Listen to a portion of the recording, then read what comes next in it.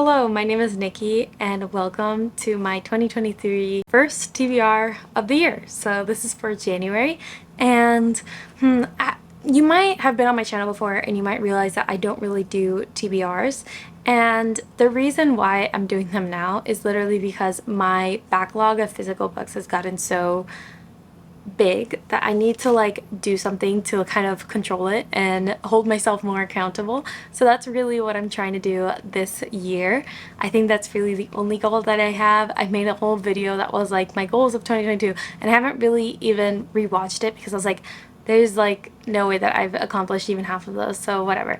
But I am really excited because I also, to kind of promote this, I joined a lot of like reading challenges that are like year-long reading challenges that I can use to kind of get through all these books and, you know, hopefully read more and hopefully read more of the things I've already purchased because, like, you know, I was interested in reading them. So with that, we're gonna start this video and let's get. So the first book that I'm going to mention is actually the last book in a series that I think I've been reading for the past 10 years, or like trying to get to. It is Kingdom of the Ash by Sarah J. Maas. This is the last book in the Throne of Glass series, and I'm really excited to finally get to this. It took me forever. I really had hoped to finish it this year, 2022, but that did not happen, and this book is just so big. Like, the audiobook, because I have it, is longer than the Priory of the Orange Tree audiobook, and the Priory of the Orange Tree is like, looks like a bigger book. Like, I have it down there and it's a huge book. Like, it's thicker, so I don't know where they got like all of these words from the audiobook, but such is life. So maybe like the audiobook narrators talk slower, I don't know. But either way, this is the 7th and final book in the Throne of Glass series. I'm really excited because people say that there's a lot of Easter eggs for other things. If you know, you know. And I just like feel like I'm like happy to get this over with. Like, this series has just been so long. It really took me a long time to get through Empire of Storms and Tower of Dawn. Those were the last two books, and the reason why it took so long, and it's in my vlog for them because I've been vlogging this journey, is that it was just such a long series, and I tandem read it, which is the best thing for me, but also like it was exhausting to do, so I had to put it down for like basically 6 months and then pick it back up. So hopefully that doesn't happen with this book. This is like my main like big fantasy read that I'm going to be reading next month, so we'll see how it goes. The next book that I'm going to be reading is for the Buzzword Reading Challenge that's hosted by Books and Lala. For January, the buzzwords are life and death, like and or, I guess, because this doesn't have like death in it, but like she gave this as an option, so I'm going to use it. And it's a book that I already have owned for over 2 years. Like a long time. So this is the book. You might recognize it. The Invisible Life of Addie LaRue. Everyone told me that if I liked Belladonna, which I did, I would like this, or like this would be better than Belladonna, and I liked it. It was like a 3-star read for me. So I'm really excited to see how this book goes for me. This is about our main character, Addie LaRue. And when she is fated to be married that night, she ends up making a deal with like someone that's like kind of like the devil, kind of not, like a dark entity. I don't know if it's the devil or not, but she makes a deal with him that she can live forever. But there's a catch. The catch is that as she goes out through her immortal life, no one she meets ever remembers her. So she can basically walk into a bank, steal it, leave, and no one would remember ever seeing her. And then, so I think the story really starts when she walks into a place and the person there remembers her.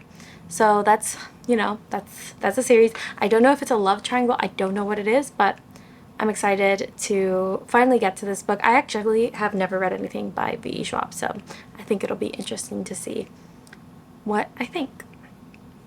Now, the next part of this TBR is going to be for the next part of this TBR is going to be for the Romanceopoly reading challenge. So I made this spread in my bullet journal planner. I was setting it up in my last vlog, or like a recent vlog in December, but this is the Monopoly board that she has. And then so in the instructions she said you could either get a die or you could just do it in order. So you'd start in outer space or whatever. So like because like I'm kind of like, you know, a rebel, I ended up printing them all out. My mom almost killed me when she heard that like I printed these out because like I'm using her printer, and she was like, you used all my ink. And I was like, yeah. Not my smartest move, especially because I thought originally like this wouldn't be thick enough to just stick in my journal. It is too thick. So what I'm planning to do is just like shuffle these, and then I'm gonna pick a book. I'm gonna pick two, and maybe, yeah, two, and then read two books that fit those things. This is a reading challenge that's hosted by Under the Covers book blog. So as we continue, I thought it would be like a good way for me to read like more different types of romance. I also like romance is my favorite category of books, so I thought like it would be easy to do for me because that's like basically the one that I can read more like viciously. And the goal is, okay, it seems like this one wanted to come out. Farmer's Market. Read a book where one of the characters is a rancher, farmer, or cowboy. Genre only, paranormal. I need to look at the recommendations. I need to bring in the big guns. I have a question. Yes. Do you know any book that is a paranormal romance with a farmer, cowboy, or rancher? Oh. Actually, you could either pick a book with a cattle rancher, with a farmer, rancher, or cowboy, or just pick a paranormal romance. You know, like, I could see myself picking up a paranormal romance book either way, so I'm gonna try doing both of these challenges, and let's see how it goes. But I am, like, there is a historical romance author that I've wanted to read for a really long time, and she's famous for her American West historical fiction. So the book that I'm actually gonna read is Destiny's Embrace by Beverly Jenkins. This book is about Logan Yates. He is a rancher, and he ends up falling in love with his housekeeper, Mariah Cooper. It is set in 19th century California. I'm gonna read the back. Set in 19th century California, Destiny's Embrace features unforgettable characters and a satisfying mix of adventure and passion from nation's premier writer of African American historical fiction. So I'm really excited because I also I've wanted to read one of Beverly Jenkins' books for a really long time. And then so if I'm going to read a paranormal romance, I actually have been trying to reread the Cressley Cole Lords of the Underworld series. So I really want to reread the first one again. I've reread it 3 times. A Hunger Like No Other, Immortals After Dark. And then so for the paranormal romance one, I'm going to pick A Hunger Like No Other, Immortals After Dark, book 1. I've actually kind of wanted to reread Cressley Cole's Immortals After Dark series because they are steamy, they are short, they hit the spot. So I'll be reading that one for the paranormal one. If I finish the first one, then I'll read that one. But I already own that book too. So yeah. Very exciting. I'm going to see if I can get Destiny's Embrace from the library this week so that I can, get ready for that. And then so now let's pick book 2. Well, book 3 technically. But again, the main one that I'm going to try to finish is Destiny Embrace by Beverly Jenkins. So I'm going to continue. I swear, I'm usually better at shuffling cards, but this isn't on cardstock. It's on paper. So it's a bit difficult to shuffle.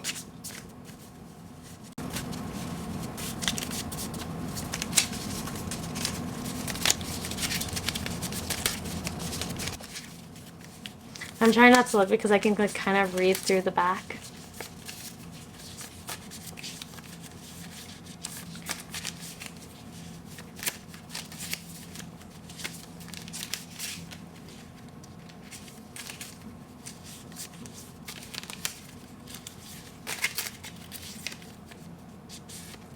Let's do this one. Outer Space. Sci-fi. Okay, so it says Outer Space, read a sci-fi with the Mars needs women trope. I actually know exactly what I'm going to read for this. Maybe, let me check. But I think I do know.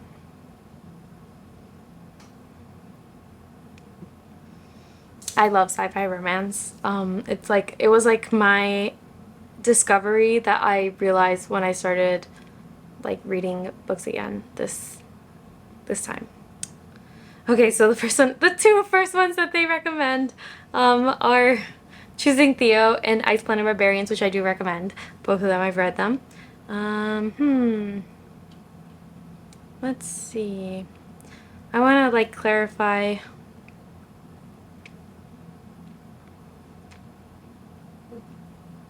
Well, what is the Martinis woman trope exactly? I wanted to know that.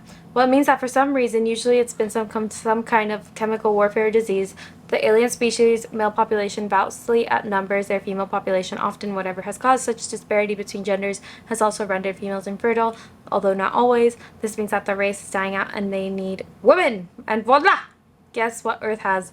Women! Okay, actually, you know what I'm going to read? I'm going to read the newest one in the Klakian series, which I love, and I binged a couple months ago the first 5. So the sixth one just came out, and it's called Resisting Maxu. I really want to buy these books, but like the covers are like actually insane. Like they're like really muscly men. But anyways, so yes, that's the one I'm gonna read for this one, and I'm excited because I'm gonna be continuing a series which I love. But yeah, I think that is good. Should I get one more physical book, you know, so I can start reading more physical books?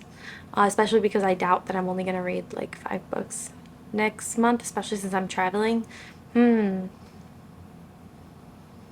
Why don't we take out the pot? Oh wait.